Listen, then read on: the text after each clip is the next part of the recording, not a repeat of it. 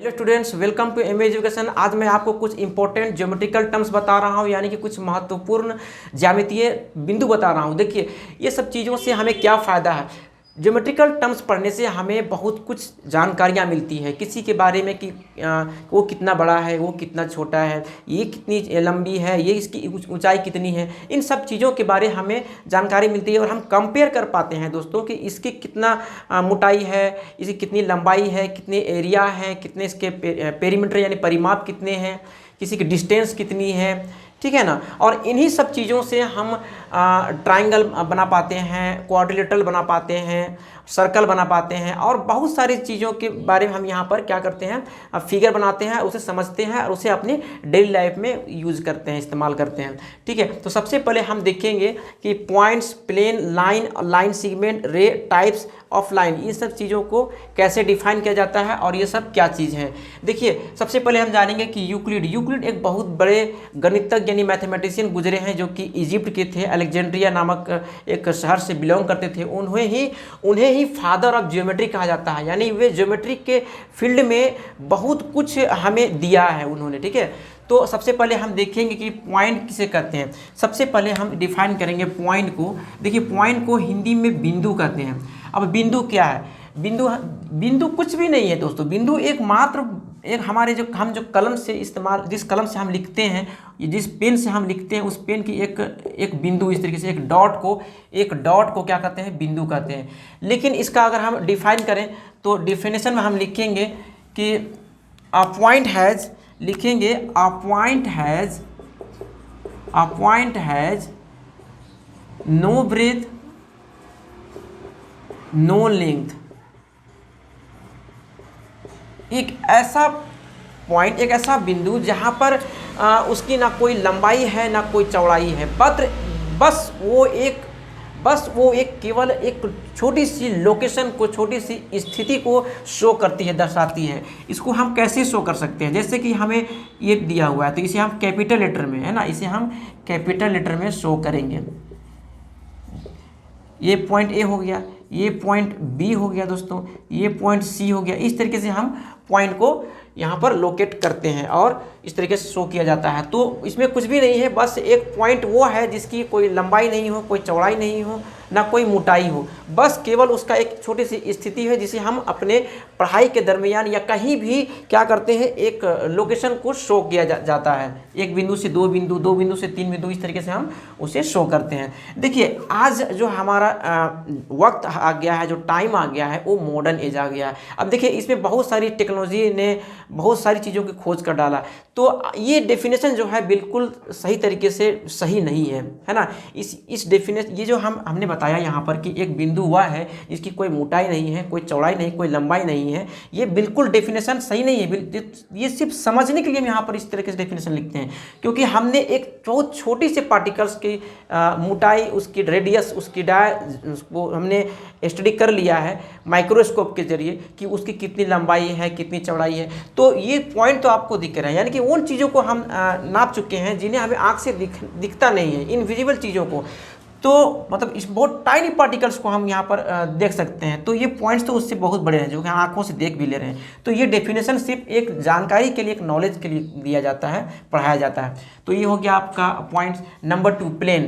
Plane क्या है? देखिए, प्लेन कहते हैं एक प्लेन सरफेस पर एक ऐसी सतह या एक ऐसी प्लेन कहेंगे जहाँ पर सिर्फ और सिर्फ क्या हो, लेंथ हो और ब्रेथ हो। ठीक है ना, लेंथ और ब्रेथ, यानी कि एक तरह का 2D शेप होगा। ये 2 डायमेंशनल शेप होगा, दो विमाएँ इसकी होगी, एक लेंथ और एक ब्रेथ, जिसको हम उसके हर एक डायरेक्शन पर क्या कर सकते हैं, उसको हम एक्सपेंड कर सकते हैं, यानी कि उसे हम फैला सकते हैं, मतलब कि इस तरीके से उसके एरिया को हम बढ़ा सकते हैं। ठीक है, दैट इज कॉल्ड प्लेन। तो ये एक प्लेन होगा। जैसे इसी प्लेन पर, ये हमारा बोर्ड क्या है, ये एक प्लेन है। ठीक है, इस प्लेन पर हम सर्कल बनाते हैं, क्वाड्रिलेटर बनाते हैं, ट्राइंगल बनाते हैं, और भी कई इस तरीके से हम कोई भी फिगर को हम यहाँ पर ड्रॉ करते हैं, कोई भी आकृति को यहाँ पर हम बनाते हैं, है ना। तो ये हो गया आपका प्लेन। नंबर 3 हो गया आपका लाइन। ठीक है, तो लाइन क्या है? लाइन को हम हिंदी में रेखा कहते हैं। देखिए रेखा क्या है, ये एक it is a set of points, ये बिंदुओं का एक समुच्चय है, यानी बिंदुओं का एक समुच्चय है जिसे हम इंडलेस तक इस तरीके से, जैसे बिंदु बिंदु इस तरीके से हम देते जाएंगे।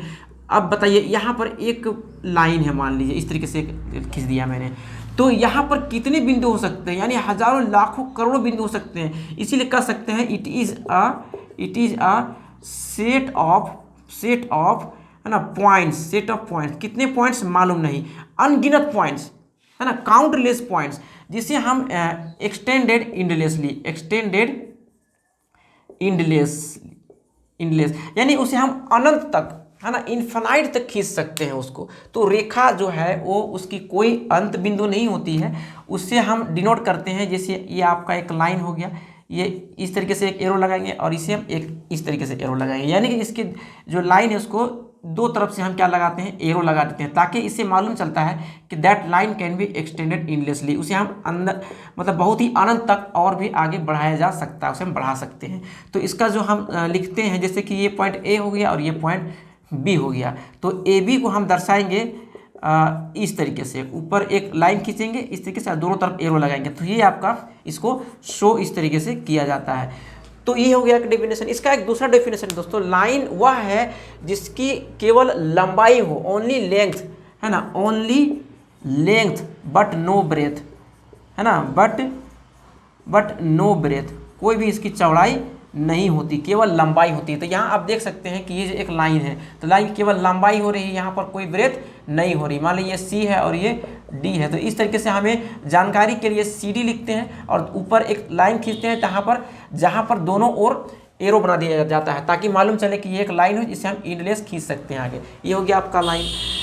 अब देखिए पॉइंट्स हो गया, प्लेन हो गया, लाइन हो गया, हम लाइन सेगमेंट की बात करेंगे। देखिए लाइन सेगमेंट क्या है, line segment is the piece of line हम that cannot be extend endlessly, जिसे हम एक्सटेंड नहीं कर सकते हैं। ये एक लाइन है, मान लीजिए ये एक, मान लीजिए ए है और यहाँ पर एक बिंदु दे दिया बी, ये हो गया एक लाइन। अब यहाँ पर मैंने एक बिंदु दे दिया सी, तो मान लीजिए यहाँ से ए सी मैंने एक इसका टुकड़ा ले लिया, ठीक है, ए सी, तो ए सी क्या होगा, ए सी हो जाएगा आपका लाइन सेगमेंट। क्या हो जाएगा, लाइन सेगमेंट। तो लाइन सेगमेंट को मैंने क्या डिफिनेशन दिया कि line segment is the piece of line है ना, it is a piece of line. यह लाइन का एक पीस है, एक टुकड़ा है, खंड है, ठीक है, जिससे हम आगे नहीं बढ़ा सकते हैं, यानी कि लाइन को हम आगे नहीं बढ़ा सकते हैं। जैसे AC मैंने लाइन लिखा, तो AC के ऊपर क्या लिखेंगे, शो करेंगे इस तरीके से, एक सीधी सी लाइन खींच देंगे और यहाँ पर एरो नहीं देंगे। याद रहे यहाँ एरो नहीं होना चाहिए, क्योंकि एरो के लिए सिर्फ और सिर्फ लाइन को शो किया जाता है, उसे डिनोट किया जाता है।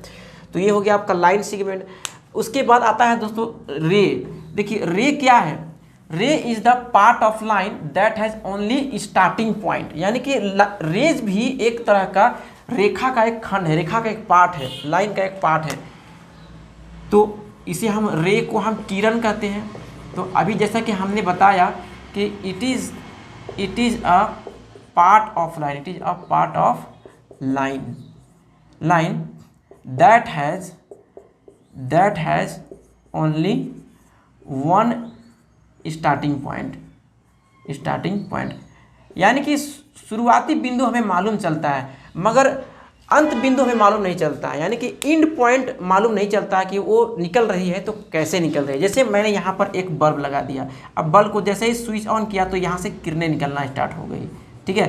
तो इस तरीके से आप समझिए, यहाँ से आप समझिए कि ये बल्ब है और ये बल्ब से यहाँ पर मैंने स्विच ऑन किया तो यहाँ से आप देखे होंगे कि कई ऐसी खासकर ज़्यादा दिखाई देता है वो येलो वाली जो लाइट आती है ना 100 वाट की, तो यहाँ पर ये इस तरीके से किरण आपको गौर से देखेंगे तो इस तरह से कांटा इस तरीके से आपको दिखाई पड़ता होगा, आप देखे होंगे। तो इसे ही हम रे कहते हैं। यहाँ इससे मालूम ये चला कि ये रे जो है एक पॉइंट मालूम चल रहा है कि यहाँ से निकल चुकी है, लेकिन ये किधर जाकर टकराई, कहाँ से टकरा कर वापस आई, किधर गई मालूम नहीं चलता है। इसीलिए कहते हैं ओनली इसके पास क्या होता है, एक स्टार्टिंग पॉइंट होता है, उसके बाद इसका एंड पॉइंट मालूम नहीं चलता है, दैट इज कॉल्ड रे, किरण। अब देखिए टाइप्स ऑफ लाइन में देखेंगे हम कि वैसे देखा जाए तो लाइन के प्रकार में, लाइन के जो टाइप्स हैं, टाइप्स ऑफ लाइन, तो टाइप्स ऑफ लाइन में हम दो तरीके से इसको हम सबसे पहले देखेंगे, उसके बाद और भी उसके टाइप्स हैं, उस पर भी डिटेल हम देंगे। एक होता है स्ट्रेट लाइन, स्ट्रेट लाइन यानी कि सीधी रेखा, स्ट्रेट लाइन, इसे हम कहते हैं सरल रेखा, है ना। सरल रेखा मतलब एकदम सीधी रेखा। और ये है आपका, ये 1 हो गया, ये आपका हो गया 2, कर्व लाइन, है ना, इसे कहते हैं कर्व लाइन, यानी इसे कहते हैं वक्र रेखा, इसे कहते हैं वक्र रेखा।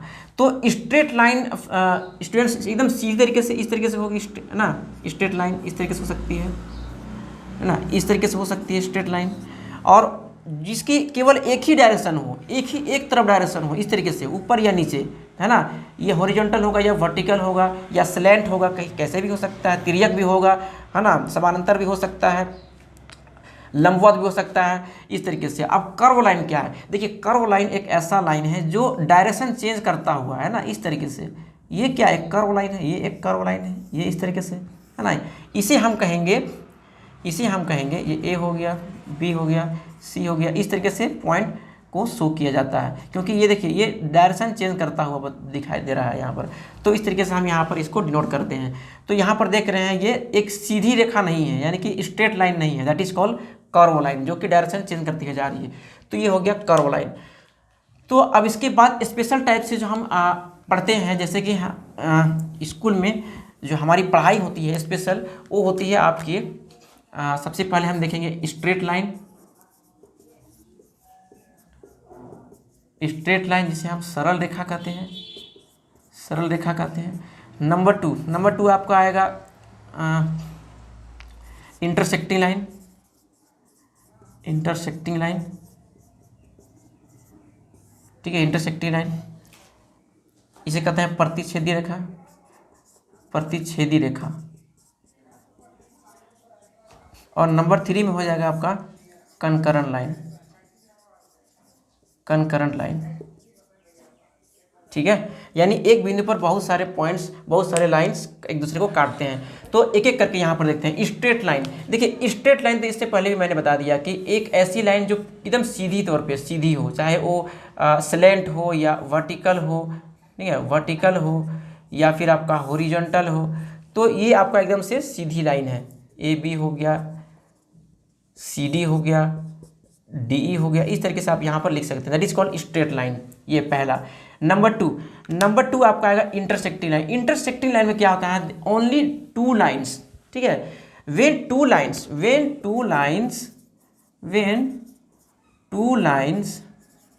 intersect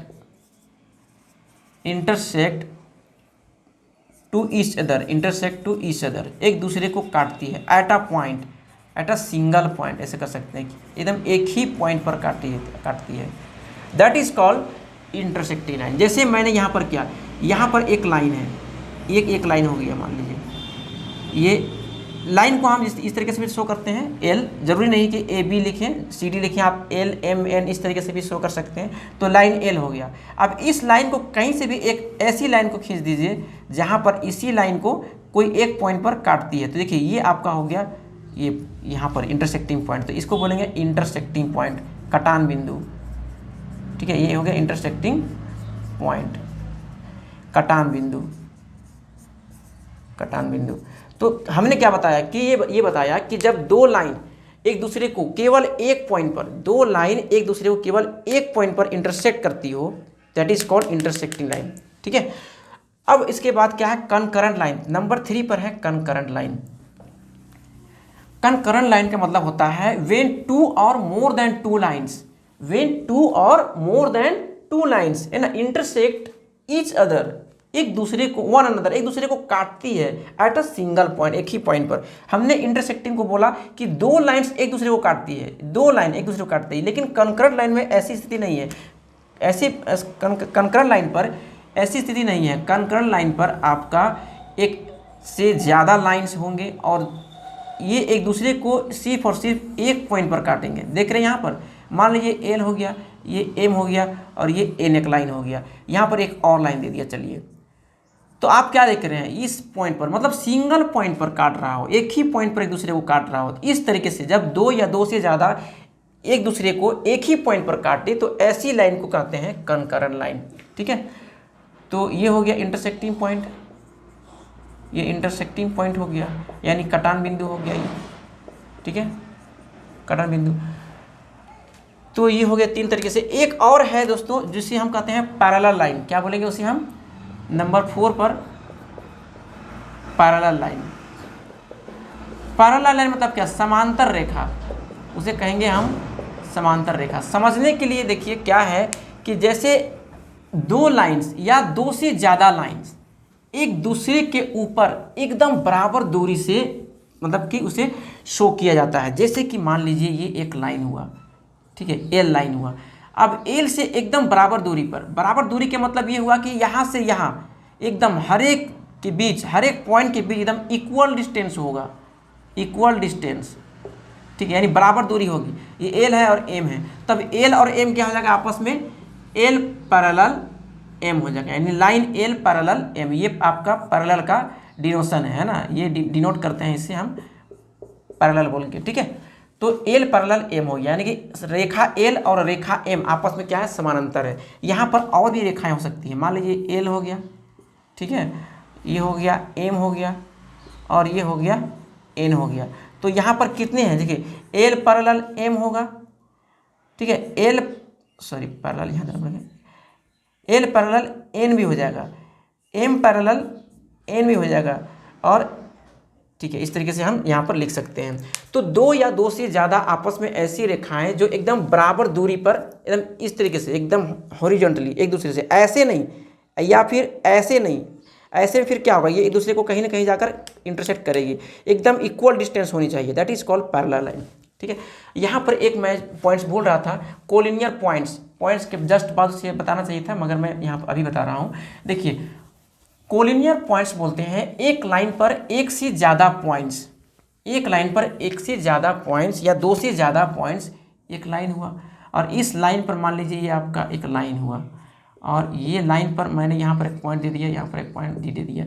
तो जब एक ही रेखा पर संरेखीय बिंदु कहते हैं, यानी एक ही रेखा पर एक ही लाइन पर कितने पॉइंट, सी डी है ना, इस तरीके से आ रहा है, तो एक से दो ज़्यादा, मतलब एक से एक हो गया और एक से ज़्यादा दो बिंदु हो गया। तो यहाँ पर एक ऐसी लाइन जहाँ पे एक या एक से ज़्यादा, एक नहीं दो या दो से ज़्यादा बिंदु यहाँ पर क्या हो सकते हैं, एक ही पॉइंट पर, एक ही लाइन पर पड़े, that is called collinear point. तो यहाँ पर होप दैट यहाँ पर ये वीडियो आपको अच्छी लगी होगी। मैंने काफ़ी यहाँ पर इंपॉर्टेंट ज्योमेट्रिकल टर्म्स बताया है, काफ़ी अच्छे तरीके से यहाँ पर आने की कोशिश किया है। वीडियो अच्छी लगी हो तो प्लीज़ सब्सक्राइब करें, शेयर करें और लाइक करें। Thank you.